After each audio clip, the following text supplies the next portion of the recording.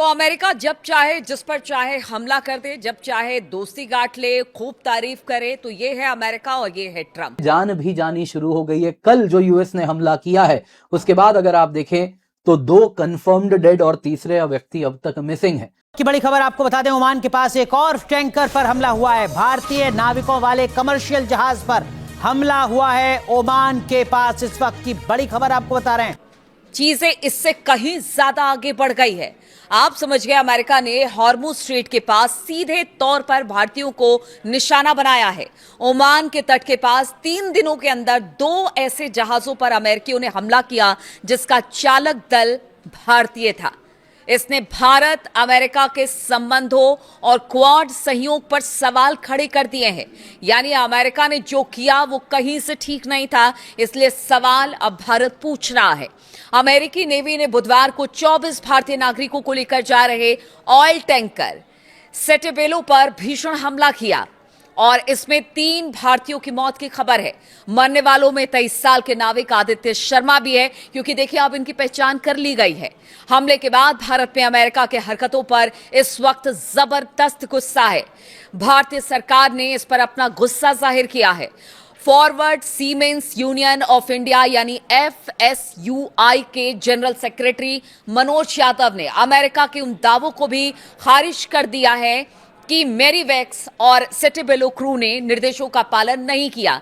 दोस्तों क्लियरली दिख रहा है यूएस ईरान वॉर में यदि कोई सबसे बड़ा कोलैटरल बन रहा है तो वो ये सेलर्स हैं। और अनफॉर्चुनेटली इस केस में अगर आप देखें तो भारतीय सेलर्स हैं जो कि अब तक जिनकी जान भी जानी शुरू हो चुकी है। खैर दोस्तों, इसके बाद भारत में काफी ज्यादा आक्रोश है, तो भारत सरकार ने यूएस एनवॉय को समन किया, डिमार्च इशू किया। लेकिन क्या इससे कोई फर्क पड़ा? बिल्कुल नहीं। आज की बात है, आज फिर एक हमला हुआ है और फिर उसी जहाज में हमला हुआ है जिसमें भारतीय सेलर्स अधिकतम संख्या में हैं। तो दोस्तों कोई फर्क नहीं पड़ रहा यहां पे हमारे डिमार्च का, हमारे समनिंग ऑफ एनवॉय का, इंडिया यूएस स्ट्रेटेजिक पार्टनरशिप का। जरूरत है दोस्तों कुछ और हमें करना पड़ेगा। आप देख सकते हैं यूएस हमला कर रहा है उन जहाजों के ऊपर जिनमें भारतीय सेलर्स हैं। 3 इंडियन सेलर्स कल मारे गए हैं, 2 कंफर्म्ड हैं, तीसरे अब तक अगर आप देखें तो बॉडी मिसिंग है। अब दोस्तों इसके साथ अगर आप देखें तो पूरे भारत में काफी नाराजगी है।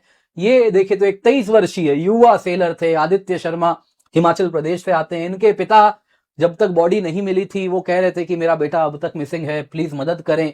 अनफॉर्चुनेटली दोस्तों ये नहीं बचे हैं और इस प्रकार से 3 अन्य और परिवार हैं भारत में जो कि कुछ ऐसे ही कल बस अपना काम कर रहे थे, लेकिन ऊपर से यूएस ने मिसाइल दागा और उसके बाद वो नहीं रहे इस दुनिया में। यूएस दोस्तों इसके लिए कहीं ना कहीं अगर आप देखें तो शर्मिंदा होने के बजाय क्या कर रहा है, आप देख सकते हैं वीडियो निकाल रहा है। जी हाँ, यूएस सेंटकॉम ने ये वीडियो रिलीज किया कि कैसे उन्होंने एक मर्चेंट वेसल के ऊपर हमला किया है।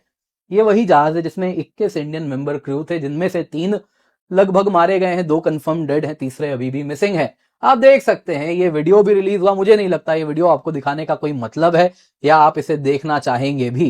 खैर जो भी है दोस्तों, इसके बाद अगर आप देखें तो भारत ने यूएस एम्बेसडर को समन किया। आप देख सकते हैं विदेशी मीडिया वगैरह भी कवर करना शुरू कर दी। इंडिया ने डिप्यूटी चीफ ऑफ मिशन को अगर आप देखें तो एक डिमार्च भी इशू किया। उसके बाद क्या हुआ, आज अभी थोड़ी देर पहले का ये न्यूज है। और एक वेसल जो कि भारतीय, जिसमें अगर आप देखें तो सेलर्स हैं, उन पे कुछ वैसा ही हमला हुआ है, इंजन रूम पे हमला हुआ है और उसके साथ हमला अभी भी जारी है। पाकिस्तान लाइव के मुअज़्ज़िज़ नाज़रीन, अस्सलामु अलैकुम। भारतीय मीडिया में इस वक्त शदीद गुस्सा और बेचैनी पाई जा रही है। उनका कहना है कि सिर्फ 3 दिन के अंदर भारतीय अमले से वाबस्ता जहाज़ों पर ये अमेरिका का तीसरा हमला है और अब तक 3 भारतीय जान से जा चुके हैं। भारतीय एंकर सवाल उठा रहे हैं कि आखिर अमेरिका किस बुनियाद पर ऐसे हमले कर रहा है और क्या भारतीय जानों की कोई कीमत नहीं। पास भारतीय तज्ज़ियाकारों ने तो यहाँ तक कहना शुरू कर दिया कि मोदी हुकूमत अमेरिका के सामने सख्त मौक़िफ़ इख्तियार करने से क्यों गुरेज कर रही है। भारतीय मीडिया में ये बहस भी जोर पकड़ गई है कि अगर यही वाक़या किसी और मुल्क के साथ पेश आता तो नई दिल्ली का रद्द-ए-अमल कहीं ज़्यादा सख्त होता। सोशल मीडिया पर भी हज़ारों भारतीय सारिफीन हुकूमत से मुतालबा कर रहे हैं कि अमेरिका से वजाहत तलब की जाए और भारतीय बहरी अमले की हिफाजत को यकीनी बनाया जाए। भारतीय वज़ारत ख़ारजा ने इन हमलों पर तशवीश का इजहार करते हुए एहतजाज रिकॉर्ड करवाया है।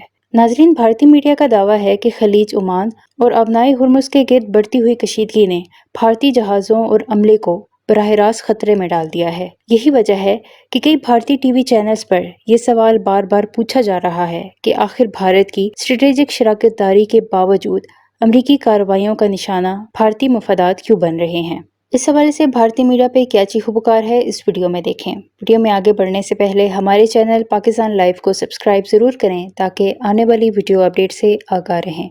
यानी कि हमारे डिमार्च, हमारे समन से कोई फर्क नहीं पड़ रहा यहां पर। आप देख सकते हैं दोस्तों, उसके बाद ये सब जो लंबा चौड़ा हमने भाषण दिया है ना, किनको समन किया तो ये भी आपको बता देता हूं। वैसे तो सर्जियो गौर को करना चाहिए था, लेकिन सर्जियो गौर वैसे तो आए दिन आपको कहीं पर इडली, कहीं पर डोसा तो कहीं पर वड़ा पाव खाते हुए दिखते हैं, लेकिन ये सर्जियो गौर अभी है ही नहीं भारत में। ये तो कजाकिस्तान गए हुए हैं क्रिटिकल मिनरल्स डायलॉग के लिए। तो किनको समन कर दिया हमने? फिर हमने दोस्तों जिनको समन किया है वो अगर आप देखें तो उस वक्त जो चार्ज डी अफेयर्स हैं उनको समन किया हमने, और उसके बाद हमने एक लंबा चौड़ा स्टेटमेंट इशू किया जिसमें हम निंदा करते हैं, we condemn the attack. 24 Indian crew on board थे, 21 अभी इसमें रेस्क्यू हो गए हैं, 3 मिसिंग हैं। हम क्लोजली सिचुएशन मॉनिटर कर रहे हैं, ओमान के साथ कोऑर्डिनेट कर रहे हैं। इस प्रकार का हमला जो रीजन में हो रहा है बहुत चिंताजनक है। हम अपना कॉल वापस से देते हैं कि टेंशन्स कम करें, कंक्लूजन हो नेगोशिएशन का, डिप्लोमेटिक सोल्यूशन से दुनिया में अमन और शांति आए। जो टारगेटिंग हो रही है कमर्शियल शिप की, सिविलियन इंफ्रास्ट्रक्चर की, ये खत्म होनी चाहिए। Navigation and commerce free and fair होना चाहिए इंटरनेशनल वाटरवेज में, इंटरनेशनल लॉ का पालन होना चाहिए, और ये सब एट द अर्लीस्ट रिस्टोर हो जाना चाहिए। मुझे मालूम है शायद आप लोग भी ये स्टेटमेंट सुन के कोई खुश तो नहीं हो रहे होंगे। खैर दोस्तों, यहां पे बिग पावर पॉलिटिक्स की कुछ मजबूरी है जो कि हमें भी दिख रही है। यानी अमेरिका का कहना था कि इन दोनों जहाजों ने हमारे निर्देश का पालन नहीं किया, इसलिए उन पर हमला किया गया। क्रू को कोई रेडियो चेतावनी नहीं मिली थी, ऐसा भारत का कहना है कि अगर रेडियो चेतावनी मिलती तो ऐसा नहीं होता, यानी कि रेडियो चेतावनी किसी तरह की नहीं दी गई थी। फिर कैसे अमेरिका कह रहा है कि उन्होंने उनकी आज्ञा का पालन नहीं किया या उनकी बात नहीं मानी और इसलिए जहाज को निशाना बनाया गया। जहाज रानी मंत्री सर्बानंद सोनोवाल की बात की जाए तो सर्बानंद सोनोवाल ने घटना पर दुख जताते हुए नाविकों की सुरक्षा के पुख्ता करने की बात कही है। सेटेबेलो पर हमले के बाद 21 क्रू सदस्यों को बचा लिया गया, जबकि 3 की मौत की पुष्टि हो चुकी है। सेटेबेलो पर हमले की एक घटना मैरीवेक्स नाम के जहाज पर हुए हमले के ठीक 2 दिन के बाद हुई है, यानी एक के बाद एक 2 से 3 दिनों में 2 जहाजों पर हमला हुआ जिसमें भारतीय थे।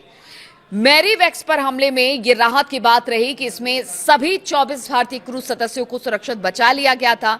अमेरिका ने 3 दिन के भीतर 2 बार भारतीयों को निशाना बनाया है और भारतीय नाविकों की मौत पर खेद नहीं जताया, यानी खेद तक जताने की उन्होंने बिल्कुल जरूरी नहीं समझा कि इस पर खेद जताया जाए।